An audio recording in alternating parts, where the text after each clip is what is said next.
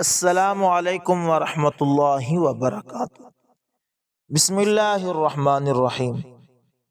مکیش امبانی کے بیٹے کی شادی، مارک زکربرگ اور ایلون مسک کی شرکت اور قدرت کی ادھوری تصویر، سعدیہ قریشی کے قلم سے۔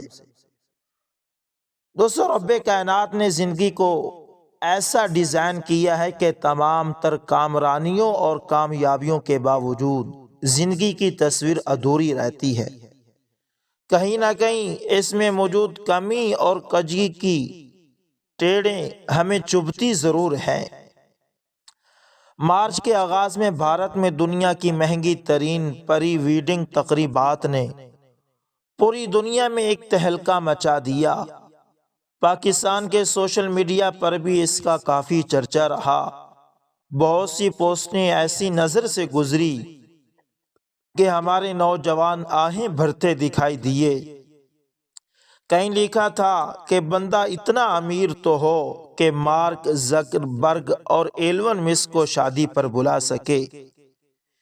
یہ پری ویڈنگ تقریبات مکیش امبانی کے چھوٹے بیٹے آنند امبانی کی تھی۔ مکیش امبانی ایشیا کے امیر ترین کاروباری اور دنیا کے امیر ترین لوگوں میں 11ویں نمبر پر ہیں۔ وہ ریلائنس گروپ کے بانی اور چیئرمین ہیں۔ پری ویڈنگ تقریبات کے لیے امبانی خاندان نے گجرات کے شہر جام نگر کو اربوں روپے لگا کر مہمانوں کے لیے سجایا۔ اس تقریب میں مہمانوں کو 2500 ڈشز ناشتے، ظہرانے، شام کی چائے، عشائیے اور مڈ نائٹ ڈنر کے طور پر پیش کی گئی۔ بھارت کے درجنوں اعلیٰ درجے کے باورچی اور شیف جام نگر میں مہمانوں کے لیے کھانا بنانے کے لیے بلائے گئے۔ 3 دنوں میں ایک ڈش کو دوسری دفعہ دہرایا نہیں گیا۔ تقریبات میں تقریباً 50,000 لوگوں کے کھانے کا بندوبست کیا گیا۔ فلم انڈسٹری کے تمام سپر سٹار تقریب میں ناچتے دکھائی دیے۔ فیس بک کے بانی مارک زکربرگ اور ٹوئٹر خرید کر ایکس کی بنیاد رکھنے والے ایلون مسک اپنی بیویوں کے ساتھ شریک ہوئے۔ ٹرمپ کی بیٹی اینوکا ٹرمپ نے بھی خصوصی مہمان کی حیثیت سے شرکت کی۔ مہمانوں کو لانے اور لے جانے کے لیے چارٹر طیارے، مرسیڈیز کاریں اور لگژری گاڑیاں استعمال کی گئی۔ 2018 میں بھی مکیش امبانی نے اپنی بیٹی ایشیا کی شادی پر اربوں ڈالرز خرچ کر کے پوری دنیا میں مہنگی شادی کا ایک ریکارڈ قائم کیا تھا۔ اس شادی میں مہمانوں کو دعوت ناموں کے ساتھ سونے کی مالائیں بھی پیش کی گئی تھی اور تمام مہمانوں کو شرکت کے لیے ان کو بھاری معاوضے دیے گئے تھے۔ خیال یہی ہے کہ اس تقریب میں بھی خاص مہمانوں شرکت کے لیے ریلائنس گروپ کی طرف سے ادائیگی کی گئی ہے۔ دنیا بھر سے نامور گلیمرس شخصیات کی موجودگی کی چوکا چند کے باوجود اس تقریب کا مرکز نگاہ دلہا آنند امبانی اور دلہن رادھیکا مرچنٹ تھے۔ تقریب کے 3 دن باقاعدہ طور پر ایک تھیم کے تحت منائے گئے۔ دولہا دلہن سے لے کر تمام لوگوں کے کپڑے اسی تھیم کے مطابق تھے۔ تھیم کے مطابق تقریب کا کروڑوں روپے کا ڈیکوریٹ کیا گیا۔ تقریب کے دولہا آنند امبانی اس وجہ سے بھی خبروں کا موضوع رہے ہیں کہ وہ ایک خطرناک بیماری کا شکار ہیں جس میں وزن بے تحاشا بڑھ جاتا ہے۔ ان کے ساتھ ان کی دھان پان سی خوبصورت دلہن دیکھنے والوں کو حیران کرتی۔ آنند امبانی کو شدید قسم کا دمے کا مرض لاحق ہے جس کا علاج عام دوائیوں سے ممکن نہیں، سو علاج کے لیے اسے سٹرائڈز دیے جاتے رہے ہیں۔ ان میں سٹرائڈز کی ایک قسم کارٹیکوسٹرائڈز تھی۔ سٹرائڈز کی یہ قسم وزن بڑھنے کا سبب بنتی ہے۔ اس سے انسان کی بھوک بے تحاشا بڑھ جاتی ہے، اتنی کہ وہ ہاتھی کی طرح کئی افراد کا کھانا اپنے پیٹ میں انڈیلنے لگتا ہے۔ ایک طرف بھوک بڑھتی ہے تو دوسری طرف مریض کا میٹابولزم کچھوے کی طرح سست رفتار ہو جاتا ہے۔ میٹابولزم انسانی جسم کا وہ نظام ہے جس سے خوراک ہضم ہوتی ہے اور توانائی جسم کا حصہ بنتی ہے۔ میٹابولزم اچھا ہو تو چربی توانائی میں تبدیل ہو جاتی ہے۔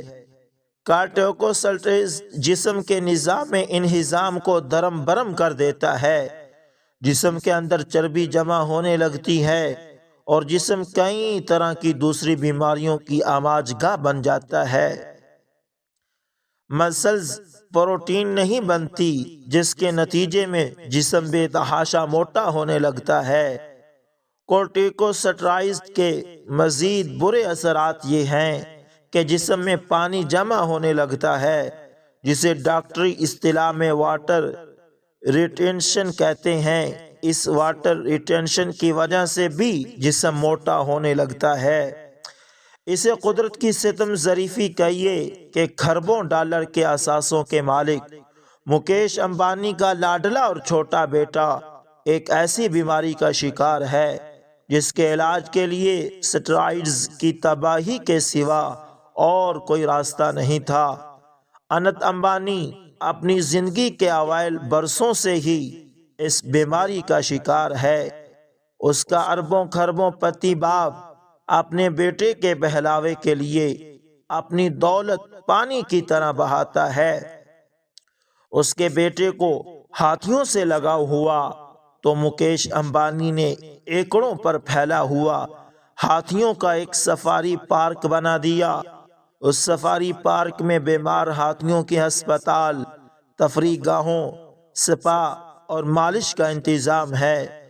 خشک میوہ جات سے بھرے ہوئے سینکڑوں لڈو روزانہ ہاتھیوں کو کھلا دیے جاتے ہیں۔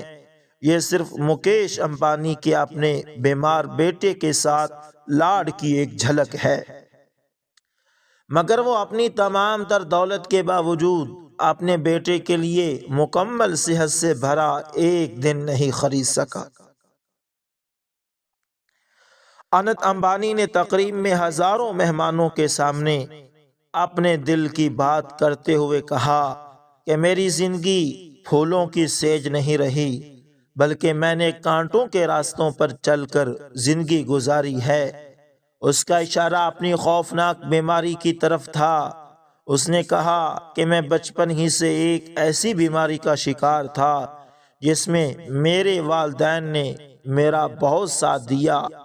جب انت امبانی یہ باتیں کر رہا تھا تو کیمرے نے ایشیا کے سب سے امیر ترین شخص مکیش امبانی کے چہرے کو زوم کیا۔ اس کے گہرے سانولے رنگ میں ڈوبے خد و خال تکلیف سے پگھل رہے تھے اور آنکھوں سے آنسو رواں تھے، تکلیف اور بے بسی کے آنسو۔ وہ کھربوں ڈالر کے اثاثوں کے باوجود اپنے بیٹے کے لیے مکمل صحت سے بھرا ہوا ایک دن نہیں خرید سکا۔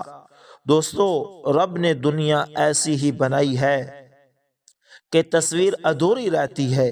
اسی ادھورے پن میں ہمیں اس ذات کا عکس دکھائی دیتا ہے جو مکمل ہے۔ سو آئیے مکیش امبانی کی دولت پر رشک کرنے کی بجائے اپنی زندگی کی ادھوری تصویر پر اپنے رب کا شکر ادا کریں، کیونکہ تصویر تو اس کی زندگی کی بھی مکمل نہیں۔ اللہ اکبر، اللہ اکبر۔ دوستو، اگر اللہ نے آپ کو صحت دی ہے تو اس پر شکر ادا کریں۔ اگر آپ کے پاس صحت ہے تو آپ دنیا کے امیر ترین انسان ہیں۔ اگر آپ کے پاس صحت نہیں، سب کچھ ہے لیکن صحت نہیں، تو آپ کے پاس کچھ بھی نہیں۔ اس لیے اللہ سے صحت مانگا کریں دوستو۔ اللہ اکبر۔ دوستو، اسی طرح شاذل سعید تحریر کرتے ہیں کہ وہ اس وقت ہیوسٹن کے مہنگے ترین نائٹ کلب میں موجود تھا۔ اس نے مجھے میسنجر پر کال کر لی۔ انہوں نے مجھے کال پر اپنا تعارف دیا اور پھر بتایا کہ وہ میری تحریر اکثر پڑھتے رہتے ہیں۔ ان کے بقول وہ میرے انداز بیان سے بہت حد تک متاثر تھے۔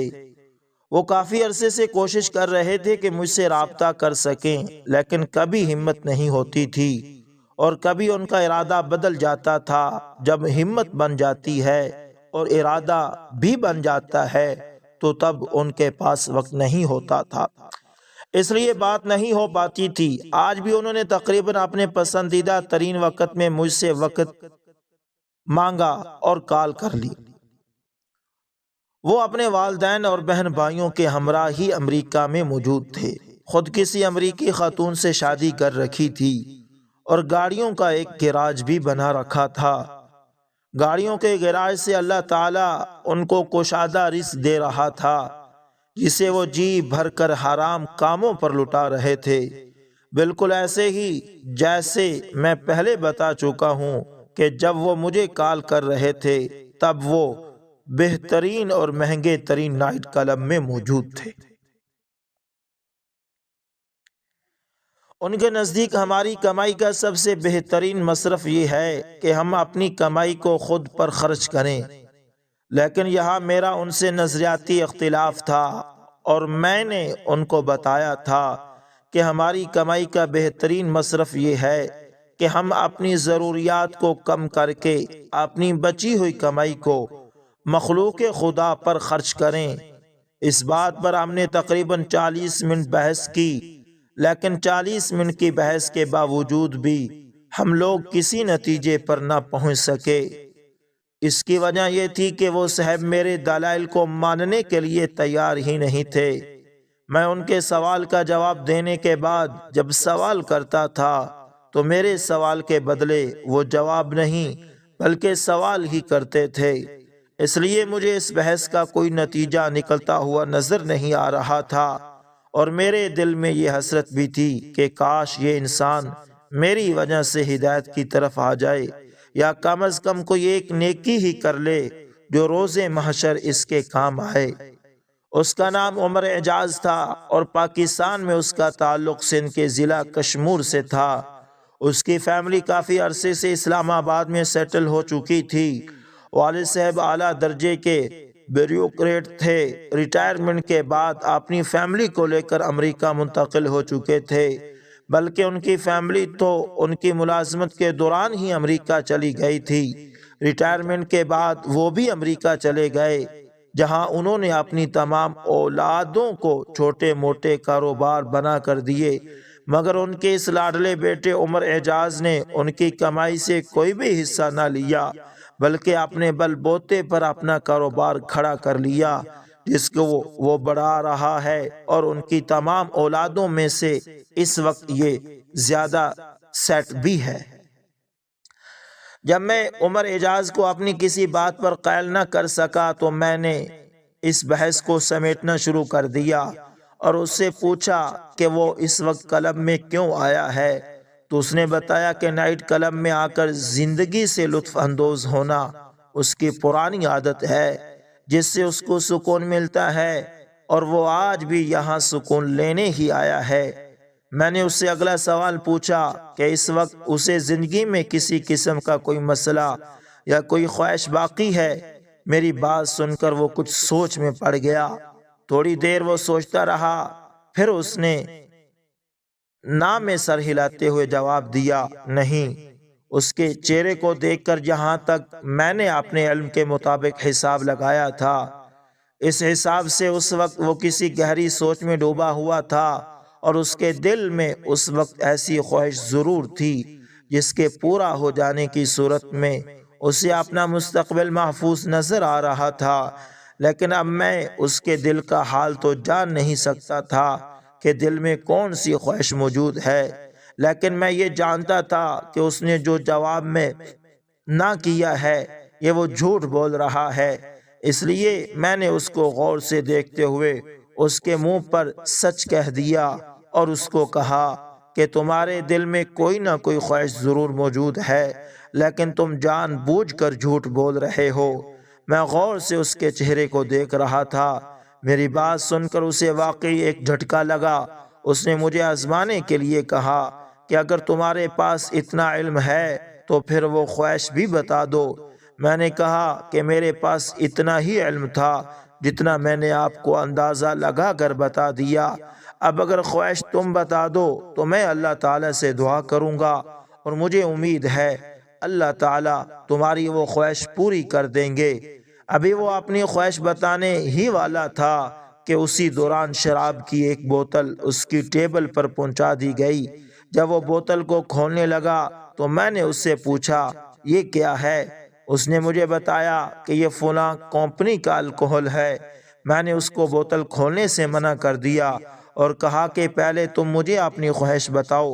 اس نے میری بات مان لی اور بوتل کھولنے سے پہلے مجھے بتایا کہ وہ چاہتا ہے کہ ایک کنسٹرکشن کمپنی کے ساتھ اس کا معاہدہ ہو جائے، اس کمپنی کے تمام گاڑیوں کی ریپیئر اور مینٹیننس کا کام اسے مل جائے۔ اگر یہ کام ہو جائے تو اگلے 10 سال تک کے لیے اس کا کاروبار چلتا رہے گا۔ اس کی بات مکمل ہو گئی تو میں نے اس سے پوچھا کہ اگر تمہیں اس کمپنی کے ساتھ معاہدے کے علاوہ کہیں اور سے کام مل جائے تو تمہارا دل مطمئن ہو جائے گا؟ اس نے کہا کہ دل تب ہی مطمئن ہوتا ہے جب اس کی منشا کے مطابق کام ہو، ورنہ میں تو حال میں اللہ تعالیٰ کا شکر ادا ہی کرتا رہتا ہوں۔ میں نے اس سے کہا کہ اللہ تعالیٰ آپ کے دل کی خواہش کو پورا کر دے گا، لیکن اس کی وجہ سے اللہ تعالیٰ کے لیے آپ کیا قربانی دے سکتے ہیں؟ میری بات سن کر اس نے کہا کہ اللہ تعالیٰ کو میری قربانی کی کیا ضرورت ہوگی بھلا؟ میں تو ادنا سی ایک مخلوق ہوں، تو میں اللہ تعالیٰ کے لیے کیا قربانی دے سکتا ہوں؟ اس کی بات سن کر میں مسکرایا اور پھر اس کو بتایا کہ آپ ادنا سی مخلوق نہیں بلکہ اشرف المخلوقات ہے۔ جس طرح کی زندگی آپ جی رہے ہیں ایسی زندگی کا یقیناً آپ کے ساتھ بہت سارے رشتہ دار تصور بھی نہیں کر سکتے ہوں گے۔ میں بس آپ کو یہ کہنا چاہتا ہوں کہ آپ صرف اتنی سی قربانی دے دو کہ یہ جو بوتل تم نے خرید رکھی ہے یہ بوتل واپس کر دو اور اس کی جو قیمت ہے وہ اللہ تعالیٰ کی راہ میں کسی غریب پر خرچ کر دو۔ میری بات سن کر وہ کچھ سوچ میں پڑ گیا اور پھر اس نے کہا کہ میری نظر میں تو ایسا کوئی غریب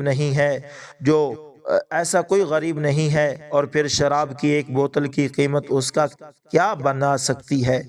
میں نے عمر اعجاز کی بات سن کر اسے جواب دیا کہ میں تمہیں اس لیے نہیں کہہ رہا کہ شراب کی قیمت کسی غریب انسان پر خرچ کر دو کہ اس قیمت سے اس غریب انسان کا کچھ بن جائے گا، میں تمہیں اس لیے کہہ رہا ہوں کہ اس قیمت سے تمہارا کچھ بن جائے گا۔ میری بات سن کر وہ مسکرایا اور اس مسکراہٹ میں واضح طنز نظر آ رہا تھا، لیکن نہ جانے کیسے اس کے دل میں خیال آ گیا اور وہ میری بات سے متفق ہو گیا۔ اس نے شراب کی بوتل واپس کر دی اور کہا کہ میری نظر میں تو ایسا کوئی بھی غریب نہیں ہے اور وہ رقم مجھے بھجوا دی کہ میں کسی غریب پر خرچ کر دوں۔